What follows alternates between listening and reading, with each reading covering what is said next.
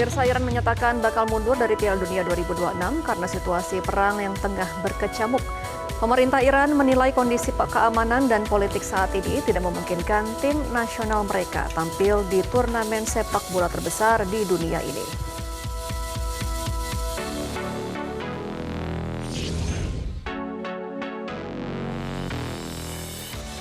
Pemirsa, sebuah amanah terakhir menjadi titik balik kehidupan seorang remaja asal Duri Riau. Di usia yang masih sangat muda, Sofia harus kehilangan sosok ayah.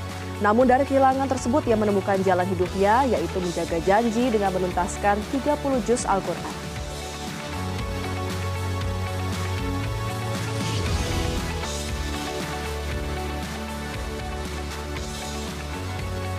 Jelang mudik Lebaran 2026, PT Kereta Api Indonesia Daerah Operasi 2 Bandung memastikan kesiapan sarana dan prasarana untuk mengantisipasi lonjakan penumpang.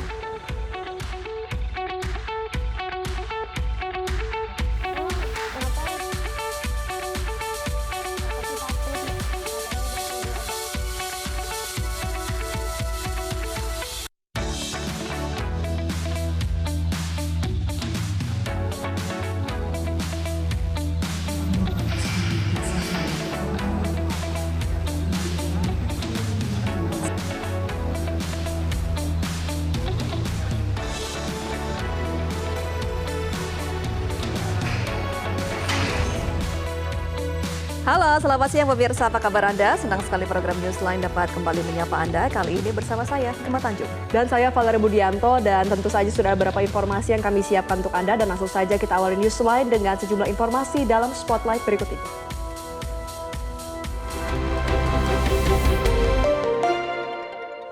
Pemirsa, langsung saja kita simak spotlight yang pertama. Jadi kalau misalnya Anda ingat ya, Gemma, kasus anak buah kapal yang dituntut mati karena diduga terjerat kasus penyelundupan sabu. Kemarin akhirnya Komisi 3 DPR RI menggelar rapat nih, yaitu RDP bersama dengan Kejaksaan Negeri Batam. Jadi sosok JPU yang sempat menuntut hukuman mati ini kepada Fandi akhirnya meminta maaf secara terbuka. Iya, kemudian juga Muhammad Arfian juga menjelaskan dia sudah menerima sanksi dari Jaksa Agung Muda bidang pengawasan atau Jamwas, dan ia menegaskan bahwa kejadian tersebut akan menjadi bahan evaluasi bagi dirinya ke depan. Kita akan saksikan bersama pemirsa suasana di Komisi 3 kemarin ini.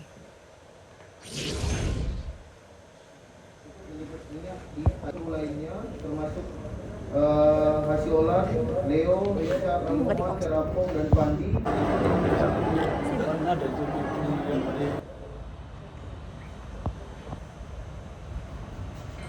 Ya, tunggu ya Bu ya, tahanan. Ini ada Pak Muhammad Arfian ya. Ada yang ingin disampaikan Pak? Ya, silakan. Bismillahirrahmanirrahim. Assalamualaikum warahmatullahi wabarakatuh. Mohon izin yang kami hormati pimpinan Komisi 3 beserta seluruh anggota Komisi 3 yang kami hormati. Kami JPU Muhammad Arfian ingin menyampaikan setulus-tulusnya sedalam-dalamnya permohonan maaf dari kami yang mana atas kesalahan kami di persidangan kemarin, yang mana akan menjadi bahan evaluasi bagi kami untuk ke depan. Selanjutnya kami telah dilakukan pemeriksaan dan dinyatakan bersalah oleh Jamwas serta sudah diberikan atau dijatuhi hukuman disiplin. Sekali lagi kami mohon izin, mohon maaf atas kesalahan kami di persidangan kemarin, yang mana kami berterima kasih kepada pimpinan Komisi 3 atas koreksi dan atensinya kepada kami, akan menjadi bahan koreksi bagi kami. Mohon izin Bapak. Assalamualaikum. Jadi rekan-rekan terhadap apa? Ya, Gemma, kita melihat bagaimana akhirnya Fandi ini bisa terbebas ya dari jerat tuntutan hukuman mati dan akhirnya diberikan hukuman 5 tahun penjara. Apakah ini sudah adil bagi netizen, bagi rakyat? Iya, dan sekarang tugasnya mungkin mengejar bandarnya ya. Karena sampai sekarang kan belum ada penelusuran terkait dengan bandarnya, baru dengan kurirnya. Kita akan menantikan ya seperti apa nantinya jalannya penyidik hukum. ya, PR penyidik ini. Oke, dan kita akan beralih pemirsa ke spotlight yang kedua. Ini terkait dengan mudik. Karena pekan ini ya Valerie sudah mulai pekan-pekan mudik, sudah banyak yang cuti bersama. Jadi pemirsa, kapan Anda akan mudik? Karena pemerintah sudah siap untuk menemani mudik Anda pada bulan ini.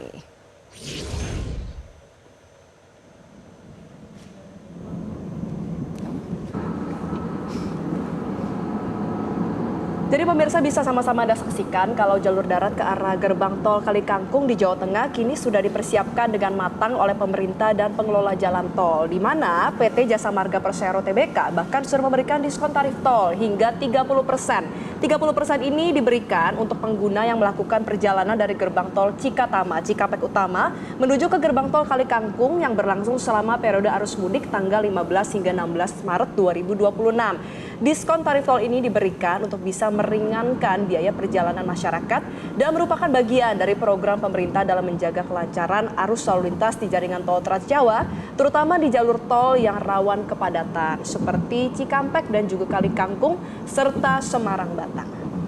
Iya, jadi potongan tarif tol ini berlaku selama 4 hari totalnya ya pemirsa, 2 hari pada arus mudik dan 2 hari lagi untuk arus balik lebaran di akhir Maret 2026.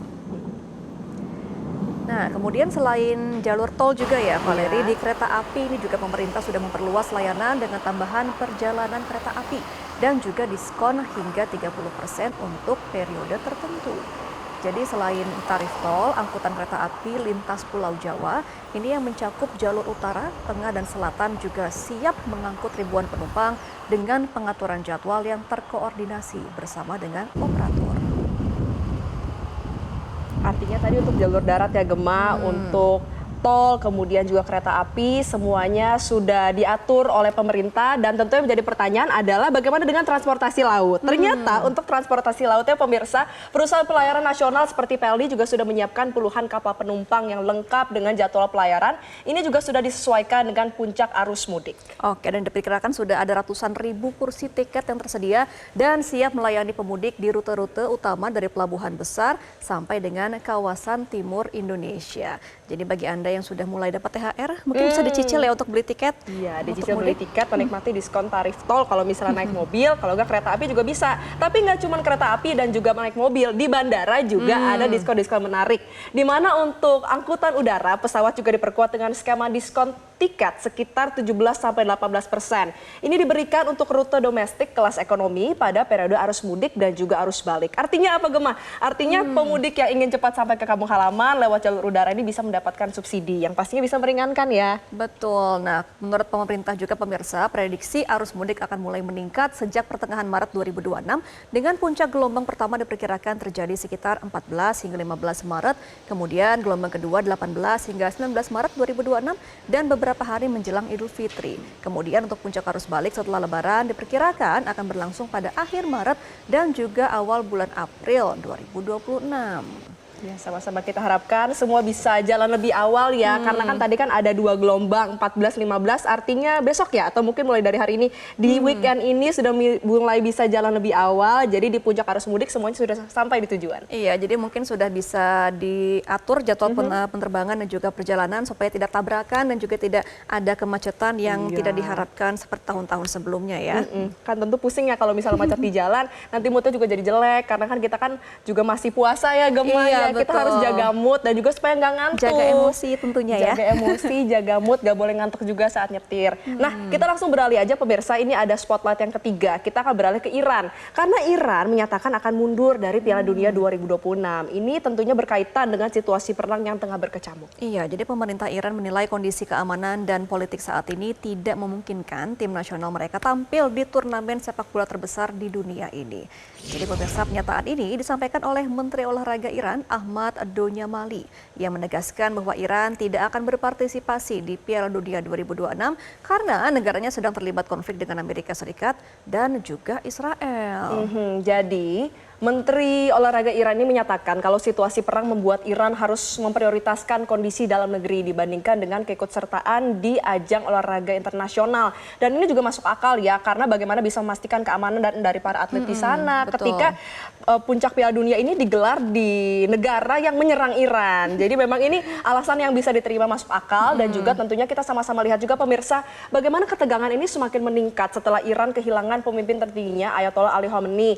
Mungkin memang saat ini sudah ada penggantinya ya Mojtaba, tapi kan bukan berarti eskalasinya ini semakin berkurang karena ternyata eskalasi terus memanas dari hari ke hari dan juga memperburuk hubungan Iran dengan negara-negara barat. Ya, di tengah kondisi ini juga ya, pemerintah Iran semakin mantap mempertimbangkan untuk meninggalkan Piala Dunia tahun 2026 dan bahkan sejak awal pemirsa keikutsertaan tim nasional Iran yang dikenal dengan julukan Tim Meli sudah menjadi perdebatan di dalam negeri. Karena rencana mundur Iran ini juga kembali mengingatkan bahwa sepanjang sejarah sejumlah negara pernah menolak atau memboikot turnamen sepak bola dunia karena alasan politik, perang maupun konflik diplomatik.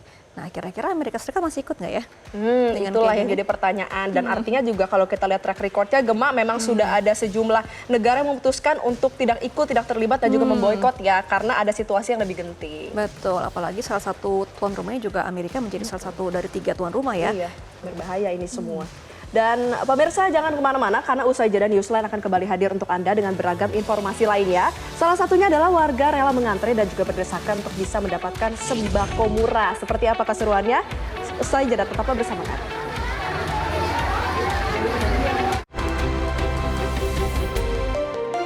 Didukung oleh pakai Ciptaden Fresh Maxi Cool baru. Nafas fresh and cool to the max.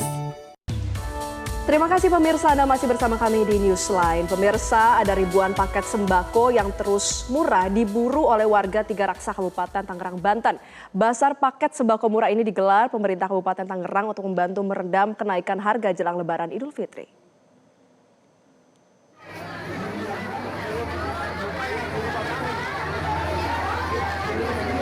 Antrian panjang warga untuk mendapatkan paket sembako murah ini tidak terhindarkan karena antusias warga yang mengharapkan bahan kebutuhan pokok dengan harga murah.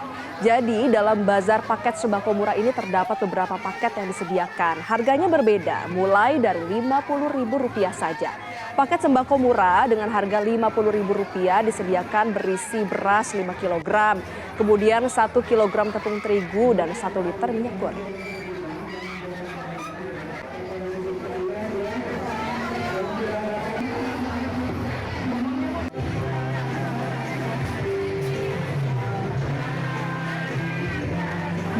Alhamdulillah sih, mendingan kalau ada beda. Katanya harganya dibandingkan dengan harga pasar beda jauh nggak? Beda sih, beda jauh ya. 50.000. Dari kapan itu Bang? Dari jam 6:30. Di sini apa aja? Nih, ada beras, minyak, sama terigu. Untuk meringankan beban masyarakat pada bulan penuh kesucian ini, mudah-mudahan ini menjadi salah satu sarana bisa kita pemerintah daerah bersama masyarakatnya ini tetap memelihara kondusivitas. Pemerintah daerah dengan masyarakatnya tetap ini berkolaborasi dalam rangka bulan puasa ini meringankan beban masyarakat supaya masyarakat juga bisa terlayani, masyarakat juga bisa berperan serta untuk pembangunan di Kabupaten. Pemirsa, Metro TV melepas tim Monitor Mudik 2026 untuk memantau pergerakan arus mudik Lebaran di berbagai jalur utama. Pelepasan tim Monitor Mudik Metro TV dilaksanakan di Grand Lobby Metro TV, Kedoya, Jakarta Barat. Untuk informasi selengkapnya, tunggu apa lagi bersama Kata Oma.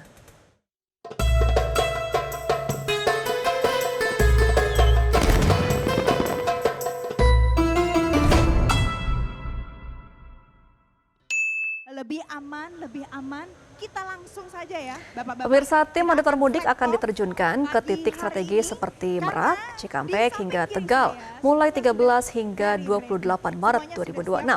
Pemantauan bertujuan menyajikan data real-time bagi pemudik. Menteri Koordinator Bidang Infrastruktur dan Pembangunan Kewilayahan Agus Harimurti Yudhoyono menyebut pergerakan masyarakat diprediksi mencapai 143,9 juta perjalanan. Pemerintah telah menyiapkan manajemen lalu lintas dan perbaikan infrastruktur jalan secara cepat. Koordinasi bersama Polri serta operator transportasi terus dimantapkan demi menjamin kelancaran dan keselamatan warga di seluruh jalur mudik. 2026 Metro TV tahun ini. Kita hitung sama-sama. 3, 2, 1. Pemirsa, jelang mudik Lebaran 2026, PT Kereta Api Indonesia Daerah Operasi 2 Bandung memastikan kesiapan sarana dan prasarana untuk mengantisipasi lonjakan penumpang. Untuk mengetahui informasi selengkapnya sudah bergabung dengan jurnalis Metro TV, Sabago Visasa dari Stasiun Bandung, Jawa Barat. Sabago, selamat siang. Bagaimana situasi terkini di sana dan apa saja persiapan yang dilakukan oleh PT KAI Daob 2 Bandung? Ya, selamat siang Valeri, Gemma dan juga pemirsa. Ini jelang memasuki periode mudik Lebaran yang diperkirakan ini dalam beberapa hari ke depan suasana di stasiun Bandung ini masih terpantau normal. Aktivitas penumpang memang sudah mulai terlihat, namun belum nampak ada kenaikan ataupun lonjakan penumpang yang cukup signifikan. Meski demikian, sejumlah calon penumpang atau calon pemudik pun ini sudah mulai datang ke stasiun untuk melakukan perjalanan lebih awal menjelang periode mudik yang diperkirakan juga akan meningkat dalam beberapa hari ke depan. Dan memang hari ini aktivitas perkantoran juga para pelajar sekolah juga masih belum memasuki masa libur begitu. Sementara itu PT Kereta Api Indonesia Daob 2 Bandung juga tentunya sudah bersiap dan berupaya memastikan kelancaran perjalanan arus mudik dan arus balik Lebaran 2026. Dan untuk mengetahui informasi selengkapnya, saya sudah bersama dengan manajer Humas PT KAI Daob 2 Bandung, Pak Kuswardoyo. Selamat siang, Pak. Selamat siang, Mas. Pak, ini bagaimana kesiapan PT Kereta Api ini dalam menghadapi periode mudik Lebaran tahun ini, Pak? Ya, kalau kita berbicara terkait masa angkutan Lebaran tahun ini, PT Kereta Api Indonesia Daerah Operasi 2 Bandung sudah siap untuk melaksanakan masa angkutan Lebaran. Kami sudah melakukan pemeriksaan baik itu sarana, prasarana, serta SDM bersama juga dengan tim dari BTP dan dinyatakan bahwa semua sarana dan prasarana siap untuk operasional. Pada masa Lebaran kali ini kami juga telah menyiapkan sebanyak lebih kurang ada 345.000 tempat duduk untuk perjalanan mulai tanggal 11 Maret sampai dengan nanti tanggal 1 April. Nah, dari sejumlah 345.000 tersebut ternyata sampai dengan hari ini sudah terisi lebih kurang 225.000. Artinya sudah ada 65% lebih tiket yang sudah dimiliki oleh calon pengguna jasa kereta api. Lalu Pak, dalam periode mudik kali ini Pak, apakah ada penambahan perjalanan ataupun untuk mengantisipasi lonjakan penumpang? Ya, kalau kita berbicara terkait dengan perjalanannya sendiri, memang Daob 2 kali ini menyiapkan 28 perjalanan kereta api, 24 adalah perjalanan kereta api reguler, dan 4 perjalanan kereta api tambahan. 4 perjalanan ini tentunya berangkat dari Bandung menuju Solo Balapan 2 perjalanan, kemudian 1 dari Kiara Condong menuju Kutoarjo, dan 1 lagi dari Kiara Condong menuju Surabaya Gubeng. Lalu berdasarkan data Pak, ini penjualan tiket ataupun penumpang sendiri ini kapan diperkirakan puncak arus mudik ataupun arus balik, Pak? Ya, kalau kita berbicara masalah puncak, tentunya kami dari Daob 2 memprediksi nanti pada tanggal 18 Maret akan ada puncak keberangkatan dari wilayah Daob 2. Namun pergerakan sendiri sudah akan tampak nanti mulai tanggal 14. Terima kasih Pak atas informasi dan memang tadi pun bagi masyarakat yang ingin ataupun hendak merencanakan mudik ke kampung halaman dengan moda transportasi diharapkan selalu menjaga kondisi fisik dan juga menyiapkan berbagai perlengkapan. Demikian Gemma dan juga Valeri, kembali ke Anda di studio. Baik, terima kasih atas informasi Anda, Sabago Visasa langsung dari Stasiun Bandung, Jawa Barat. Selamat kembali bertugas. Pemirsa, mudik aman dan nyaman selalu menjadi slogan. Namun apakah implementasi di lapangan sudah benar-benar mencerminkan prioritas keselamatan? Untuk mengulas lebih dalam, sudah terhubung bersama kami Ketua Umum Masyarakat Transportasi Indonesia, Haris Muhammadun. Selamat siang, Mas Haris. Selamat siang, Mbak Gemma, Mbak Valeri. Iya, Mas Haris, jadi kalau melihat dari kesiapan infrastruktur nih menjelang 1 pekan ya untuk puncak arus mudik Lebaran, seperti apa menurut Mas Haris kesiapannya? Ya, beberapa kali kita sudah mendengar dan melihat sendiri pemerintah sangat serius untuk menyiapkan sarana dan prasarana transportasi menuju ke mudik Lebaran. Jalan-jalan baik itu jalan tol, jalan non-tol juga dilakukan perbaikan-perbaikan. Lalu kemudian juga untuk masing-masing moda, mulai dari moda jalan, bus, terminal juga kita lihat ya, mohon maaf, kita lihat sudah juga dilakukan persiapan-persiapan termasuk ramcek untuk bus-bus yang layak operasi. Lalu kemudian tadi barusan juga kereta api, kesiapan-kesiapan dari masing-masing daerah operasi itu juga sudah kita lihat bersama, termasuk juga dari sisi moda laut, pelabuhan juga sama menyatakan kesiapan-kesiapannya, dan juga untuk moda udara, apakah itu bandara, lalu kemudian pesawatnya sendiri sebagai sarana angkutnya, itu juga kalau kita lihat dan kita simak bersama, pemerintah sudah sangat siap untuk melaksanakan itu. Oleh karena itu tentunya masyarakat ya harus diimbangi dengan bagaimana masyarakat itu nanti bisa menggunakannya dengan bijak, kemudian juga keselamatan itu tetap menjadi prioritas yang pertama. Seperti itu Mbak Gema dan Mbak Valeri. Ya, Mas Haris, kalau misalnya kita melihat nampaknya tahun ini mengalami peningkatan jumlah pemudik. Apa yang perlu diantisipasi baik itu oleh penyedia layanan transportasi maupun untuk masyarakat itu sendiri agar memang titik-titik rawan yang biasa terjadi selama periode mudik ini bisa dicegah seminimal mungkin? Ya, sebetulnya kalau kita lihat data dari tahun 2025 secara nasional justru malah turun Mbak Valeri dan Mbak Gema. Dari data tahun 2025 itu 146 juta orang pergerakan. Nah, lalu di tahun ini hanya 143,9 juta orang. Artinya ya turun sekitar 1,8%-an gitu ya. Tetapi memang ini kan angka prediksi ya, ini angka prediksi. Seperti kebiasaan dan pengalaman tahun lalu, angka prediksi ini di angka realisasinya kenyataannya di tahun 2025 bertambah. Artinya ya animo masyarakat untuk mudik sebagai budaya yang sudah terpelihara dari zaman leluhur kita itu memang menjadi satu fenomena yang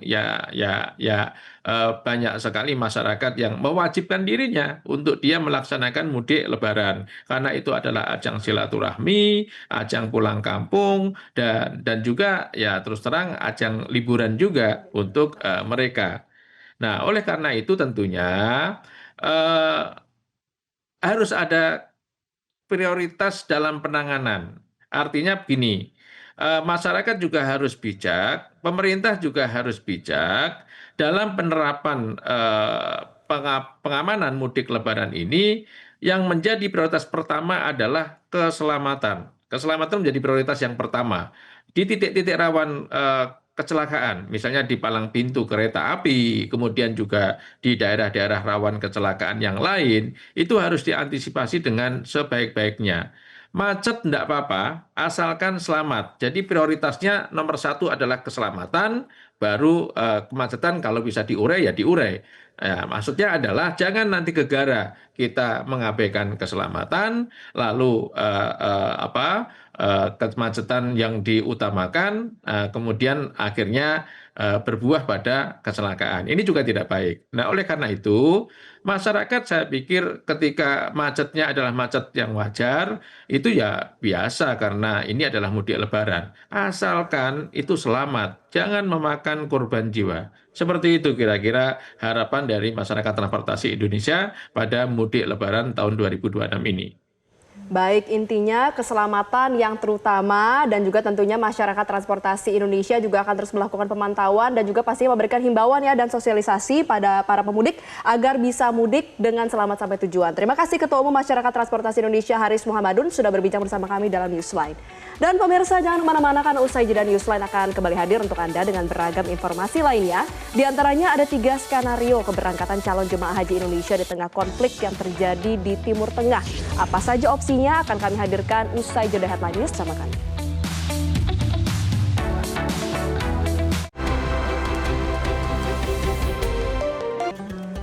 Pemirsa, Anda kembali dalam program Newsline dan dalam Mencari Hafiz kali ini, kami akan mengajak Anda berkenalan dengan Sofia Sahira, sebuah amanah terakhir menjadi titik balik kehidupan seorang remaja asal Duri Riau. Di usia yang masih sangat muda, Sofia Sahira harus kehilangan sosok ayah. Namun dari kehilangan itulah ia menemukan jalan hidupnya menjaga janji dengan menuntaskan 30 juz Al-Quran.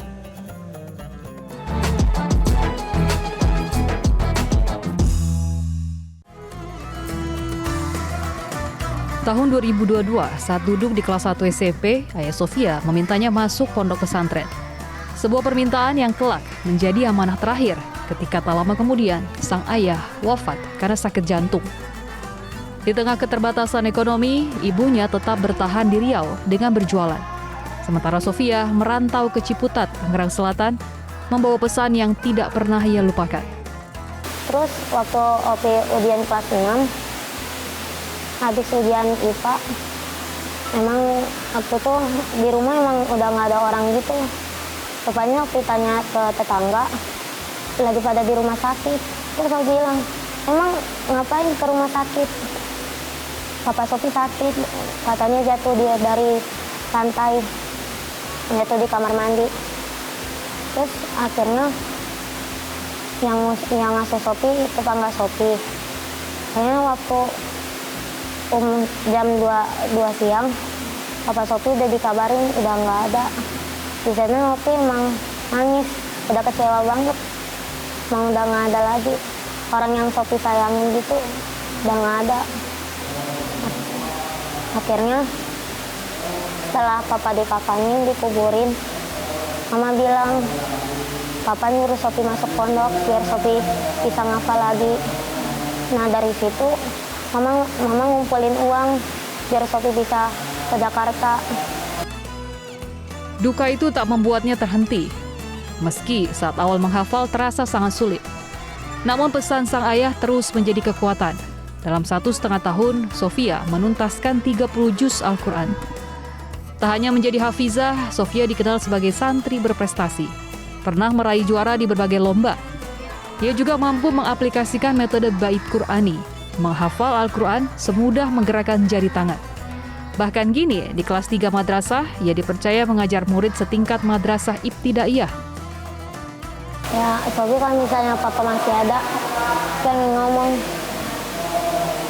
Sofi tuh bisa loh mewujudin cita-cita Papa sama Mama.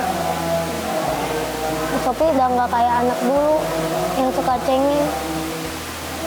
Sekarang Sofi bisa ngafal, belajar, bisa mewujudin cita-cita Papa sama Mama. Itu jadi motivasi Sofi paling besar. Buat keluarga, semangat, bisa berjuang bareng-bareng. Sofi berjuang di sini, kalau Mama berjuang nyari uang nafkah di luar sana.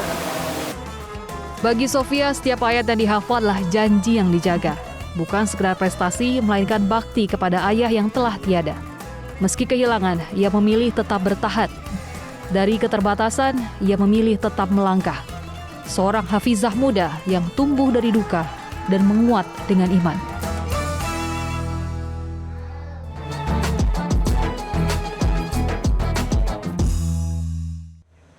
Pemirsa, informasi menarik lainnya akan disampaikan oleh rekan saya, Valeri Budianto. Silakan, Valeri. Baik, Kema, usai jeda kita akan menghadirkan beragam informasi lainnya, di mana saat ini kita akan menghadirkan informasi terkait dengan Komisi 8 DPR RI yang melaksanakan rapat bersama dengan Kementerian Haji dan Umroh membahas mengenai keberangkatan jemaah haji pada April 2026.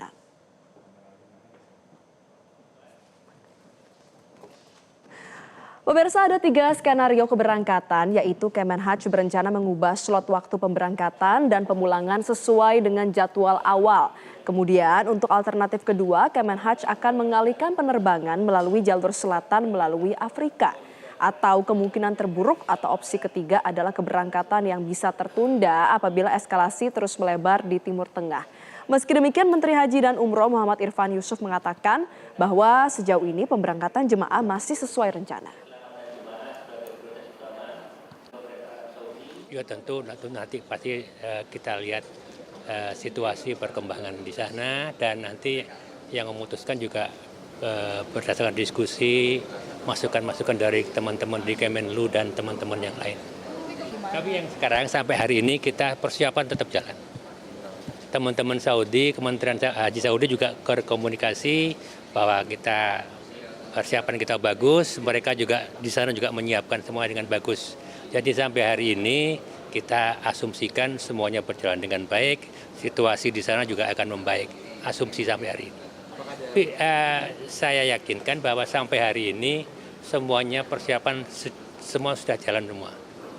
Kita anggap semuanya sesuai on schedule dan kita berdoa mudah-mudahan Ramadan Idul Fitri ini akan membawa kedamaian kepada kita semuanya sehingga semua berjalan. Wakil Ketua DPR RI Saan Mustopa menanggapi opsi penundaan ibadah haji di tengah memanasnya eskalasi perang Amerika Israel dengan Iran. Saan mengatakan opsi tersebut perlu dikaji melihat dinamika konflik global di Timur Tengah yang berpotensi mempengaruhi penyelenggaraan ibadah haji tahun ini. Saan menyatakan penanganan ibadah haji tahun ini memiliki konteks yang berbeda apabila dibandingkan dengan tahun-tahun sebelumnya. Selain persoalan teknis pelayanan jemaah, pemerintah juga harus mempertimbangkan situasi geopolitik di kawasan Timur Tengah yang tengah memanas. Ia menilai konflik ini berpotensi pada keamanan kawasan, termasuk jalur penerbangan menuju Tanah Suci. Meski demikian, hingga saat ini proses persiapan penyelenggaraan haji masih berjalan sesuai dengan rencana. Pemberangkatan jemaah juga tetap mengikuti skenario awal yang telah disusun pemerintah. Saan menyebut berbagai skenario termasuk kemungkinan terburuk tengah dikaji untuk memastikan keamanan dan keselamatan jemaah yang menjadi pertimbangan utama.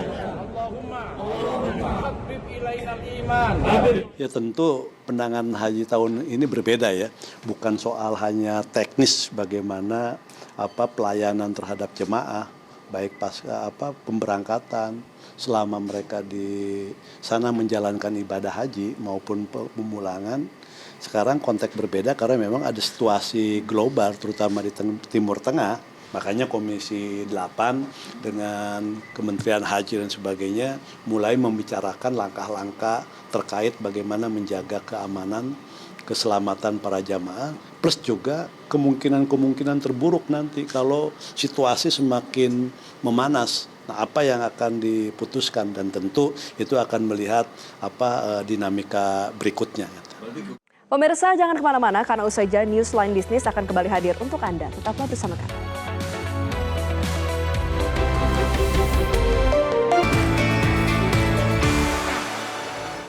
Pemirsa, Kementerian Keuangan mencatat defisit anggaran pendapatan dan belanja negara APBN tembus 135,7 triliun rupiah atau 0,53% terhadap produk domestik bruto per Februari 2026. Defisit ini lebih tinggi dibandingkan dengan realisasi Februari 2025 yang tercatat sebesar 30,7 triliun rupiah atau 0,13% terhadap PDB. Menkeu Purbaya menjelaskan belanja negara pada tahun ini memang dirancang lebih merata sepanjang tahun sehingga menyebabkan lonjakan defisit APBN di awal tahun. Defisit ini disebabkan oleh penerimaan negara yang seret dibandingkan dengan belanja yang cukup masif. Pendapatan negara hingga 28 Februari tercatat hanya 358 triliun rupiah, jauh lebih kecil daripada belanja sebesar 493,8 triliun rupiah. Penerimaan pajak hingga Februari tercatat sebesar 245,1 triliun rupiah dan penerimaan kepabeanan dan cukai sebesar 44,9 triliun rupiah. Lalu penerimaan negara bukan pajak PNBP tercatat sebesar 68 triliun rupiah dan tidak ada penerimaan hibah. Belanja negara terdiri dari belanja pemerintah pusat 346,1 triliun rupiah dan transfer ke daerah TKD sebesar 147,7 triliun rupiah. Belanja pemerintah pusat sebesar 346,1 triliun rupiah terbagi atas belanja kementerian, lembaga sebesar 155 triliun rupiah dan non-kementerian lembaga sebesar 191 triliun rupiah. Terhadap APBN-nya itu sekitar belanja negara realisasi mencapai 493,8 triliun rupiah atau sekitar 12,8% dari pagu APBN dengan pertumbuhan yang cukup tinggi yaitu 41,9% secara year on year. Belanja ini diarahkan untuk mendukung program prioritas pemerintah, menjaga daya beli masyarakat, serta mendorong aktivitas ekonomi sejak awal tahun. Dengan dinamika tersebut, defisit APBN tercatat sekitar 135,7 triliun rupiah atau 0,53% terhadap PDB yang masih berada dalam koridor desain APBN 2026. Jadi ada yang bilang tahun lalu kan surplus, berapa tahun ini defisit? Ya emang desain APBN kita defisit dan sekarang kita paksakan belanjanya lebih merata sepanjang tahun sehingga dampak belanja pemerintah dan lain-lain terhadap perekonomian lebih terasa. Menteri Keuangan Purbaya Yudi Sadewa mengatakan dirinya sempat dimaki oleh netizen terkait dengan pelemahan nilai tukar rupiah yang nyaris menyentuh angka Rp17.000 per dolar Amerika Serikat. Menurutnya pelemahan itu wajar di tengah tensi geopolitik yang meningkat. Purbaya menyatakan posisi Indonesia masih lebih kokoh dibandingkan negara lain karena ditopang kebijakan fiskal dan moneter yang baik serta didukung oleh kondisi fundamental ekonomi yang kuat. Kalau Anda tuh nilai tukar dolar AS depresiasinya sejak awal tahun ya, sejak perang kita lihat kita rupiahnya terdepresiasi sebesar 0,3%. Jauh lebih baik dengan mata uang negara-negara di sekeliling kita, mungkin Malaysia 0,5, Thailand 1,6 dan lain-lain. Jadi kita masih lumayan. Jadi bukan lihat nilai levelnya aja, tapi kita lihat berapa dampak pelemahannya. Dari situ sih kita masih lumayan, walaupun di TikTok saya dimaki-maki orang, katanya, Pak Purbaya, Menteri Keuangan kerjanya apa aja lu? Tuh rupiah liatin. Tapi kalau kita menilai harus dengan fair, apa yang terjadi dibandingkan juga dengan seluruh negara di dunia seperti apa. Kita masih oke, artinya kita masih dianggap menjaga kebijakan fiskal dan moneter yang baik dan fondasi ekonomi kita cukup. Presiden Prabowo Subianto mematok target kinerja Badan Pengelola Investasi atau BPI Danantara agar mampu mencapai return on asset atau ROA di atas 5%. Menurut Presiden, perusahaan yang baik seharusnya memiliki ROE minimal 10%. Sementara perusahaan yang sangat baik dapat mencapai 12 hingga 15%. Presiden menilai meski kinerja Danantara meningkat signifikan, target tersebut masih belum tercapai. Prabowo menyebut saat ini ROE Danantara baru mencapai sekitar 5% saja. Menurutnya angka tersebut masih jauh dari potensi aset BUMN yang nilainya mencapai sekitar 1.000 triliun dolar Amerika Serikat. Meski demikian, Presiden tetap mengapresiasi kinerja awal Danantara. Presiden menyebut return on asset pada tahun 2025 meningkat lebih dari 300% dibandingkan tahun-tahun sebelumnya. Yang baik, return on asset harusnya minimal 10%. Kalau yang bagus, 12%. Yang hebat 15%. Kita harus memiliki target yang bagus, yaitu 10%. Tapi kita mengerti bahwa itu mungkin dalam tahun-tahun pertama belum bisa kita capai. Kalau hanya 5% return on asset, berarti Danantara harus mengembalikan ke negara 50 miliar dolar tiap tahun. 50 miliar dolar adalah Menseknek berapa? 800 triliun. Jadi pimpinan Danantara, sasaranmu masih jauh. Tapi tidak mengapa, saya yakin dan percaya kunci dari manajemen yang baik adalah di hati, di jiwa. Karena itu, dalam tahun pertama ini, walaupun saya ucapkan terima kasih, saya ucapkan selamat atas prestasi saudara-saudara, tapi saya ingatkan sasaran masih cukup jauh. Saudara harus bisa memberi return 5% minimal kembali ke negara, 50 miliar dolar minimal. Saudara-saudara, Presiden Prabowo Subianto memberikan peringatan keras kepada jajarannya agar tidak lagi menyampaikan laporan yang tidak sesuai dengan kondisi sebenarnya. Presiden menegaskan bahwa dirinya tidak ingin menerima laporan yang dimanipulasi atau dibuat hanya untuk menyenangkan pimpinan.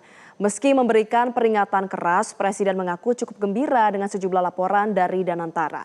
Presiden menyebut kinerja pengelolaan aset menunjukkan peningkatan signifikan.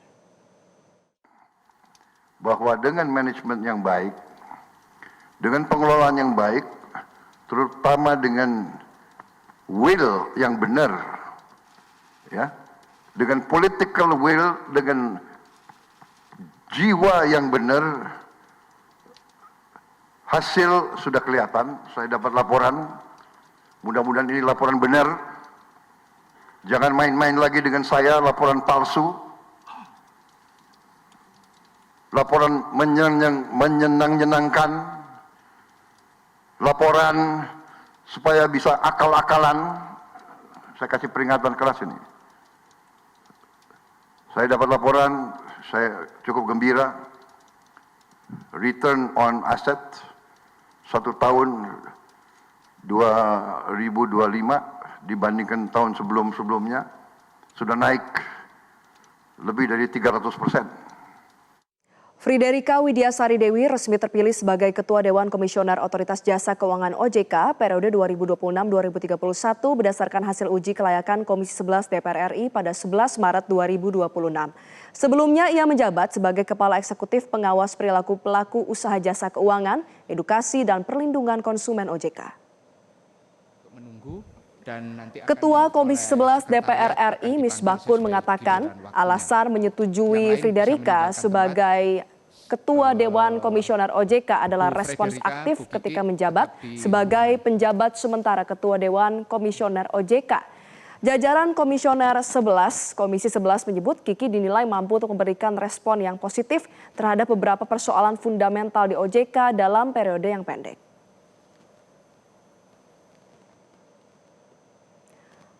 Selain Kiki, penetapan Hasan Fauzi sebagai Kepala Eksekutif Pengawas Pasar Modal, Keuangan Derivatif dan Bursa Karbon diputuskan berdasarkan responnya terhadap isu Morgan Stanley Capital International (MSCI) yang menyoroti tentang transparansi pasar modal Indonesia. Sementara Adi Budiarso dipilih sebagai Kepala Eksekutif Pengawas Inovasi Teknologi Sektor Keuangan, Aset Keuangan Digital dan Aset Kripto karena dianggap memiliki pengalaman panjang di sektor keuangan.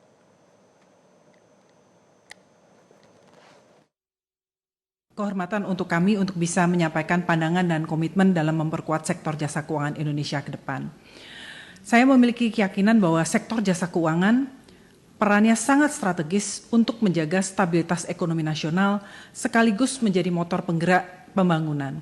Oleh karena itu, kepemimpinan OJK ke depan harus mampu memastikan bahwa sektor jasa keuangan tetap stabil, kredibel, dan memberikan kontribusi nyata bagi perekonomian nasional. Kita ingin memastikan bahwa sektor jasa keuangan menjadi salah satu pilar utama dalam mewujudkan Indonesia maju menuju Indonesia Emas 2045. Sesuai dengan paper yang kami sampaikan, kami mengusung judul Menjaga Stabilitas, Memulihkan Kepercayaan Publik dan... Jangan kemana-mana pemirsa, karena usai jeda Newsline akan kembali hadir untuk Anda. Tetaplah bersama kami.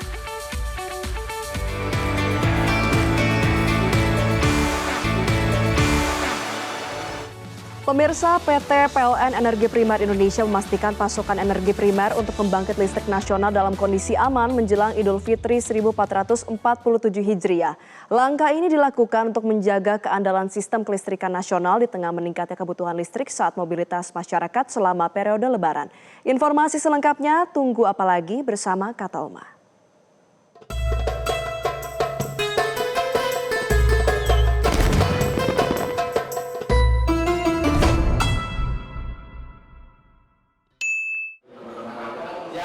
Sekretaris Perusahaan PLN Energi Primer Indonesia Mamit Setiawan menyatakan sistem pengelolaan pasokan energi primer dirancang secara terstruktur dan akuntabel untuk memastikan kebutuhan listrik nasional tetap terjaga, termasuk pada momen kritis seperti periode Lebaran saat permintaan listrik meningkat. Menurut Mamit, ketahanan pasokan energi primer terutama batu bara untuk pembangkit listrik tenaga uap menjadi faktor penting dalam menjaga keandalan sistem kelistrikan nasional. Pasokan tersebut juga dinilai mendukung target swasembada energi yang menjadi salah satu prioritas pembangunan nasional. Koordinasi dengan pemerintah, baiknya dengan Kementerian SDM, terus juga dengan Pertamina juga terkait dengan pasokan energi primer, dan pastinya juga kami mengucapkan terima kasih karena sejauh ini dari Kementerian SDM terus memberikan support kepada PLN dalam ini PLN Group termasuk juga PLN EPI, sehingga kebutuhan kami akan energi primer ini bisa berjalan dengan baik dan PLN EPI bisa mensupport kebutuhan energi primer bagi pembangkit milik PLN Group, sehingga masyarakat bisa tetap bisa menjalankan ibadah puasa dengan lancar, dan juga bisa ke depan insya Allah dalam beberapa hari kita bisa merayakan Idul Fitri dengan suasana yang gembira dan juga bahagia serta saling memaafkan. Perum Bulog Kantor Wilayah Sumatera Utara meluncurkan program bantuan pangan gratis periode Februari hingga Maret 2026 di Kota Medan. Program ini menargetkan penyaluran selesai sebelum tanggal 31 Maret untuk membantu kebutuhan pangan masyarakat selama Ramadan dan menjelang Idul Fitri. Pimpinan wilayah Perumbulok Kanwil Sumatera Utara Budi Cahyanto menyatakan jumlah penerima bantuan pangan tahun ini meningkat hampir 2 kali lipat dibandingkan dengan periode sebelumnya. Total penerima mencapai 1,7 juta orang di seluruh Sumatera Utara. Setiap keluarga penerima manfaat mendapatkan bantuan sebanyak 20 kg beras dan 4 liter minyak goreng. Di Kota Medan sendiri jumlah penerima mencapai sekitar 212.000 orang dengan total distribusi beras mencapai 35.000 ton dan minyak goreng sekitar 6,9 juta liter. Di tengah kondisi kita sedang berpuasa, ada potensi mungkin kenaikan bahan pangan yang kita percepat karena koordinasi dengan dukungan dari pemerintah Kota Medan yang juga gercep gerakannya, jadi akhirnya alhamdulillah ini kita bisa laksanakan di Kota Medan. Jelang Lebaran 2026, ketersediaan stok bahan pangan di pasar tradisional dinilai masih aman. Harga sejumlah di bahan pangan di Kota Banda Aceh terpantau relatif stabil. Sejumlah harga bahan pangan di pasar tradisional Kota Banda Aceh terpantau masih stabil selama bulan Ramadan. Di Pasar Al-Mahira misalnya, harga cabai merah masih berkisar antara Rp25 hingga Rp30.000 per kilogram. Sementara harga bawang merah berada di kisaran Rp40.000 per kilogram. Untuk komoditas seperti sayur mayur, kol, wortel, dan tomat, harganya juga relatif terjangkau dan tidak mengalami kenaikan yang signifikan.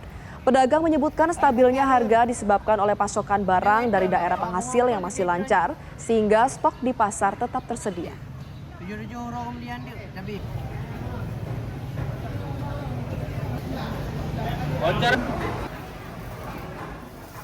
Jelang Hari Raya Idul Fitri, harga kebutuhan pokok di Pasar Karangayu, Kota Semarang mengalami peningkatan. Komoditas cabai dan bawang naik signifikan apabila dibandingkan dengan hari biasa. Kita simak laporan jurnalis Metro TV Ica Ervina dan juru kamera Novia Andreana langsung dari Kota Semarang.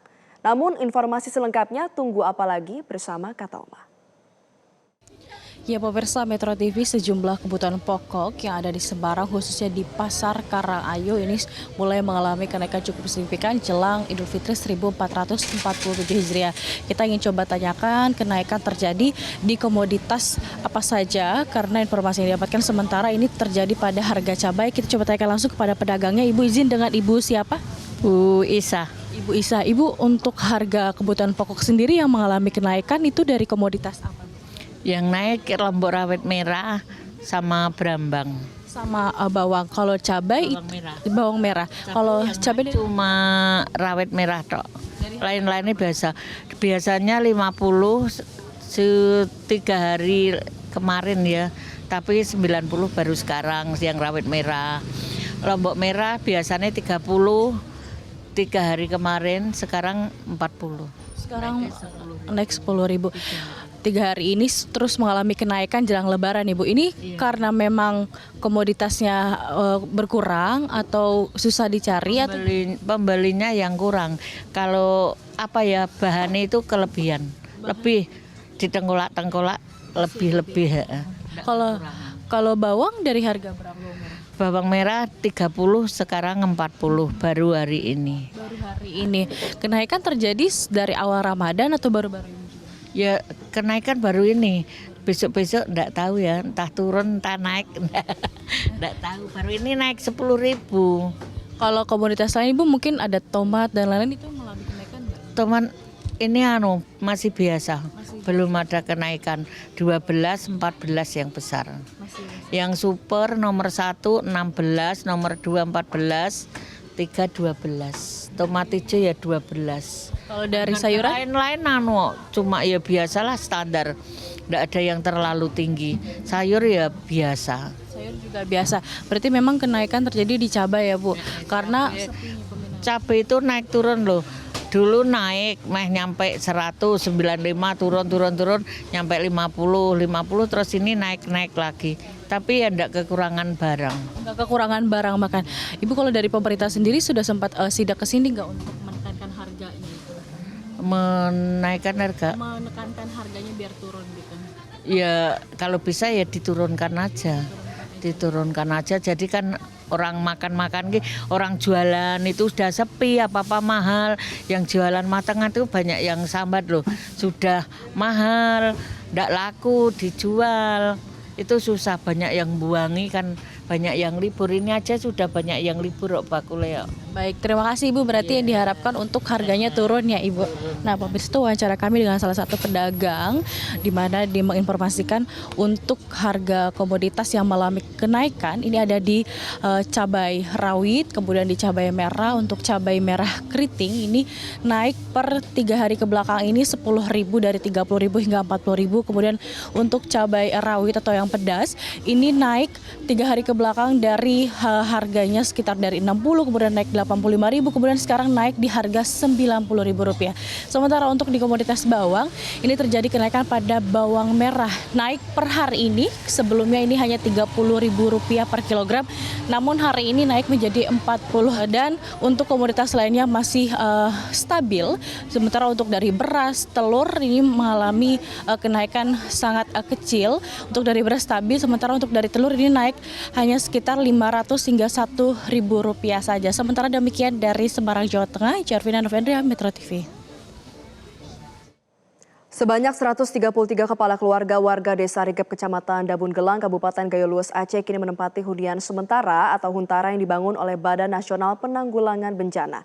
Huntara disiapkan untuk warga yang terdampak banjir besar pada akhir November 2025 lalu. Hunian sementara yang berada di Desa Rigep ini mulai ditempati oleh 133 kepala keluarga yang sebelumnya tinggal di tenda pengungsian. Selain menempati hunian sementara, warga juga menerima bantuan bahan pokok dan kebutuhan non-pangan untuk memenuhi kebutuhan selama 10 hari. Bantuan tersebut diserahkan langsung oleh Kepala BNPB Letjen TNI Suharyanto ketika meninjau lokasi huntara pada Rabu siang. Kepala BNPB juga menyempatkan diri untuk menyapa warga, berbuka puasa bersama, serta menyerahkan santunan kepada anak-anak yatim piatu dan bantuan sembako secara simbolis kepada warga penghuni huntara. Makasih Pak. Ini sudah dapat? Oh, udah tempati, kalau seluruh Gayo Lues itu 1.000 lebih ya, 1.000 lebih. 1.000 berapa Pak? 1.713 KK huntara yang harus dibangun. Di titik ini aja 155 KK. Barusan kami berikan bantuan logistik untuk 10 hari. Kemudian ada peralatan kasur, kompor, kipas angin, matras, ya, kemudian karpet, plastik. Pemirsa, 10 hari menjelang Lebaran, produsen kue kering di Kabupaten Tuban, Jawa Timur kebanjiran pesanan. Nastar, putri salju, dan kastengel masih menjadi kue favorit masyarakat ketika menyambut Hari Raya Idul Fitri. Memasuki pekan kedua Ramadan, aktivitas di rumah produksi kue kering milik Puji Setiawati di Kelurahan Latsari, Kabupaten Tuban, terlihat semakin padat. Bersama seorang karyawan, Puji harus bekerja ekstra menyelesaikan pesanan yang terus berdatangan selama sepekan terakhir. Hingga saat ini, total pesanan yang masuk mencapai 120 paket. Kue kering dijual dalam bentuk paket maupun per toples, dengan harga paket berkisar antara Rp115.000 hingga Rp215.000. Sedangkan harga per toples berkisar antara Rp65.000 hingga Rp100.000, tergantung jenis dan ukuran. Kalau usaha sudah dari 2015, tapi untuk tiap harinya kita itu bikinnya kue basah. Kue basah sama hantaran nikah sama kue tar. Kalau untuk kue kering itu ini dari online aja, dari WA, Facebook sama Instagram. Itu sudah dari mana paling jauh sana? Untuk tahun ini ada yang ke Kalimantan, ke Pati, sama ke Denpasar. Kalau yang Denpasar itu tiap tahun pasti kirim. Harganya mulai 65-an sampai 100. Ini kebetulan beli yang ukuran 500 mili. Yang ini 65, yang ini 70. Hampir tiap tahun Mas. Tiap tahun pasti langganan. Kue kering produksi Sansiana Cake ini banyak diburu pelanggan karena rasanya dinilai konsisten dan teksturnya lembut. Pemasaran dilakukan melalui media sosial seperti WhatsApp, Facebook, dan Instagram, sehingga menarik pembeli dari berbagai daerah. Dalam sehari, Puji dan karyawannya mampu memproduksi 5 hingga 6 lusin toples kue kering. Namun karena keterbatasan tenaga kerja, pesanan akan dibatasi mulai H-10 sebelum Lebaran agar seluruh pesanan dapat selesai tepat waktu. Dari Tuban, Bambang Yulianto, Metro TV. Jelang Hari Raya Idul Fitri, Wali Kota Makassar menyidak harga bahan pokok di pasar tradisional Pabayang-Bayang Makassar, Sulawesi Selatan. Pemerintah ingin memastikan bahwa kenaikan harga sejumlah komoditas masih dalam batas wajar. Dari hasil pemantauan, sebagian besar harga bahan pangan masih relatif stabil meski terdapat kenaikan pada beberapa komoditas. Pemerintah Kota Makassar memastikan akan terus melakukan pengawasan agar lonjakan harga tetap berada dalam batas toleransi. Perhatian khusus juga diberikan pada komoditas telur yang diprediksi mengalami peningkatan permintaan menjelang Lebaran. Pemerintah menekankan pentingnya menjaga distribusi agar stok tetap tersedia dan harga tetap stabil. Sementara itu, daya beli masyarakat di pasar dinilai masih relatif stabil meski sejumlah pedagang mengaku terjadi fluktuasi transaksi di beberapa lokasi. Ada yang naiknya sampai 5-10% di beberapa komoditi termasuk bawang dan sebagainya. Nah, ini yang kita coba kontrol, mudah-mudahan masih batas toleransi di atas kenaikannya karena memang kebutuhannya ke depan sangat banyak. Dan yang juga perlu perhatian telur, ya. Jadi mungkin mengontrol alur distribusi supaya memastikan harga telur ini karena penggunanya akan sangat banyak sekali. Nah, sehingga memang stok ini harus dijaga benar supaya bisa membuat harga ini lebih terjaga, stabil. Newsline akan segera kembali dengan beragam informasi lainnya. Jangan kemana-mana, tetaplah bersama kami.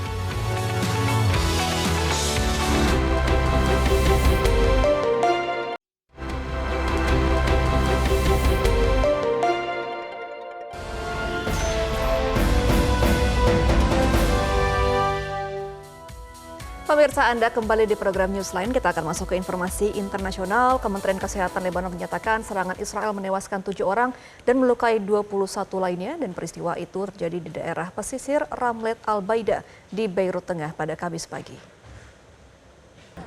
Serangan udara yang memicu kebakaran kembali terjadi di wilayah jalur Gaza.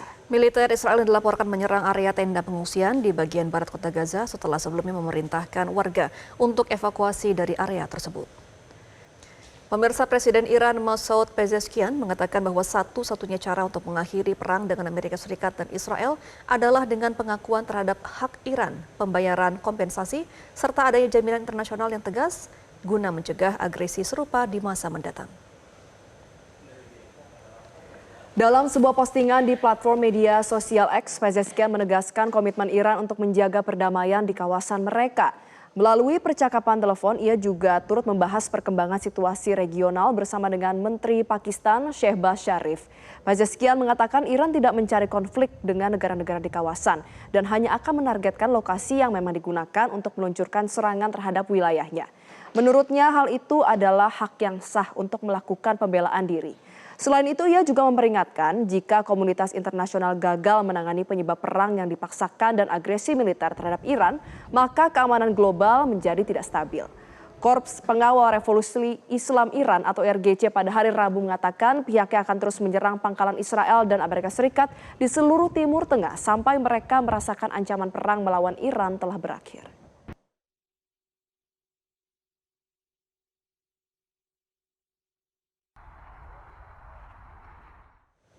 Komando Pusat Amerika Serikat CENTCOM merilis rekaman yang diklaim menunjukkan serangan terhadap pesawat Iran. Sementara operasi militer bersama dengan Israel terhadap Teheran terus berlanjut.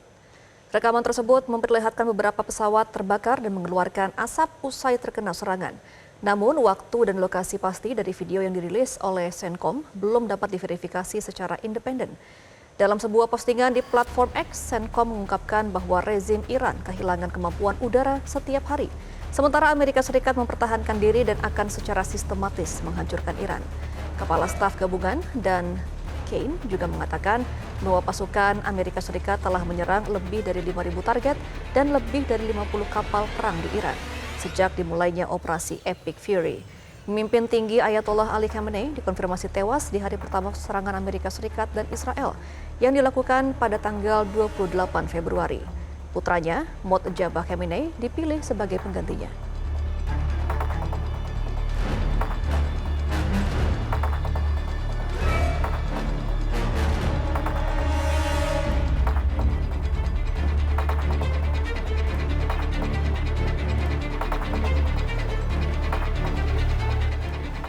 Informasi tadi pemirsa sekaligus mengakhiri perjumpaan kita dalam Newsline. Saya Valerie Budianto. Dan saya Gemma Tanjung, wakil teman-teman yang bertugas mengucapkan terima kasih atas perhatian Anda. Selamat sore dan sampai jumpa.